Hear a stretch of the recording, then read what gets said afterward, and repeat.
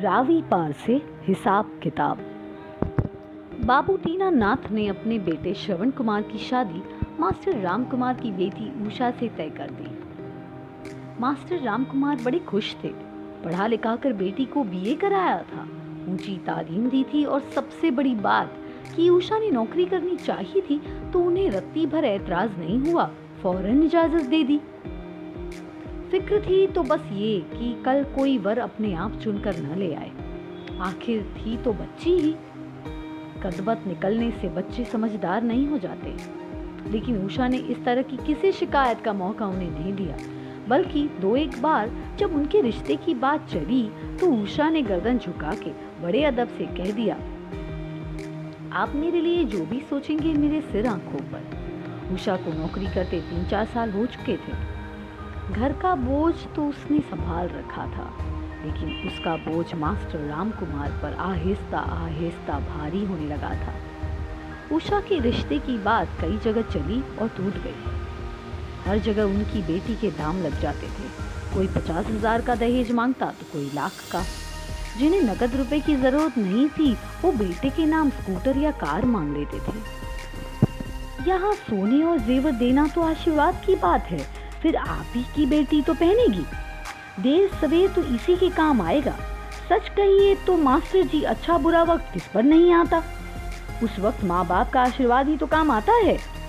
Master Ram Kumar की सोच को दीमक लग गई। यही उधेड़ बुन खाने लगी उन्हें। 5-10 हजार की बात होती तो भी कहीं से मांग तांग कर काल टाल देते, लेकिन इतना दहेज देना उनकी बस की बात नहीं थी।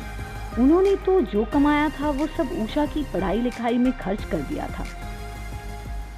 बच बचा कर एक छोटा सा घर था जिसमें वो रहते थे। छोड़ दे तो पगड़ी मिल जाए, लेकिन पगड़ी ले ले तो सिर कहाँ छुपाए।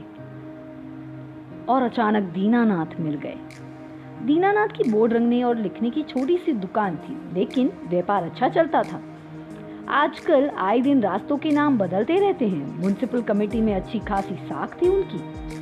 थोड़ी सी मुट्ठी गर्म करने से ऑर्डर मिल जाया करते थे। नए नाम आ रहे हैं वो तो पुराने नामों को मेलते हुए भी कितना वक्त लगता है। भला दुकानों मकानों के नाम नंबर भी कम न थे। 4-5 कारीगर काम करते थे और श्रवण कुमार इकलौता बेटा उनका व्यापार संभालता भी खूब था। मजाल नहीं कभी किसी अंग्रेजी लफ्ज के हिस्से गलत हो जाए, और अब तो उसने अंग्रेजी हिंदी की डिक्शनरी भी दुकान पर रख छोड़ी थी। मास्टर राम कुमार अपने स्कूल के लिए बोर्ड लिखवाने आए थे और दीनानाथ से मुलाकात हो गई। लफ्जों की बनावट के चाक से लिखा कर लाए थे। ये बहुत खूबसूरत थी। दीनानाथ ने पूछा था, ये किसकी लिखाई है? मेरी बेटी ने लिखकर दिया है। स्कूल में ड्राइंग किया करती थी। अच्छा, अब क्या करती है? पढ़ती है? ग्रेजुएट है, सर्विस करती है। अच्छा अच्छा, बहुत अच्छा। जब बोर्ड लेने गए तो बहुत देर तक बातचीत हुई। दीनानाथ के ख्यालात से मास्टर राम कुमार बहुत खुश थे। मैं तो साहब सरासर लड़कियों के काम करने के हक में हूँ। रसोई से निकलकर उन्हें बाहर की दुनिया देखनी चाहिए। खुद अपने पैरों पर खड़ा होना चाहिए। मैं तो कहता हूँ खड़ा ही नहीं होना चाहिए, बल्कि चलना और दौड़ना भी चाहिए। अब यही देखिए ना श्रवण कुमार की माँ, अगर घर से यहाँ दुकान पर आना चाहे तो हम में से किसी एक को लेने जाना पड़ता है। डबल किराया खर्च होता है।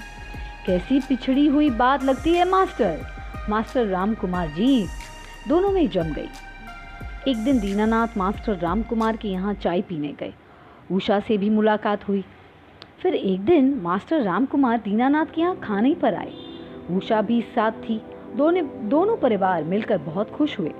और फिर एक दिन बाबू दीनानाथ ने अपने बेटे श्रवण कुमार की शादी मास्टर राम कुमार की बेटी उषा से तय कर दी। दोनों बहुत खुश थे। मास्टर राम कुमार अपनी बेटी से कह रहे थे, बहुत ही ऊंचे ख्यालात है बाबू दीनानाथ के। बताओ, आज के जमाने में वर मिले तो मिले, ऐसे ससुर कहाँ मिलते हैं। कहने लगे, मुझे तो एक ढेले का दहेज नहीं चाहिए। 3.5 कपड़ों में लड़की भेज दीजिए और लड़की आपकी पूरी आजादी के साथ सर्विस करती रहेगी। मैं तो हैरान हो गया। बोले, मेरी शर्त है कि उषा अपनी सर्विस के साथ ही मेरे घर की बहू बनेगी। मुझे रसोई घर की बंदी नहीं चाहिए। और दीनानाथ अपनी बीवी को समझा रहे थे।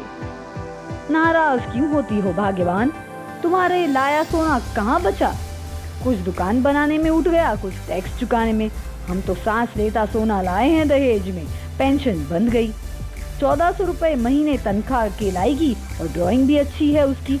1200 रुपए वर्कर कम हुआ दुकान पर। क्यों?